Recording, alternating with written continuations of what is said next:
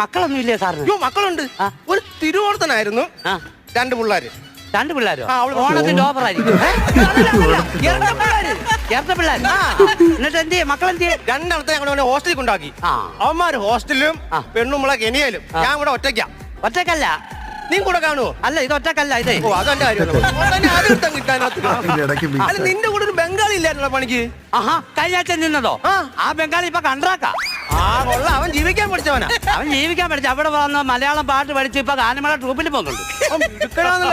ആ, നമ്മള് മാത്രം ഇങ്ങനെ നടക്കുക. നീ ഒറ്റയ്ക്കാണ് ഇവിടെ പണിയുന്നത്? അല്ല, നമ്മുടെ സുരേഷ് ഉണ്ടല്ലോ, സുരേഷ് ഞാനെങ്ങനെ ഉണ്ട്?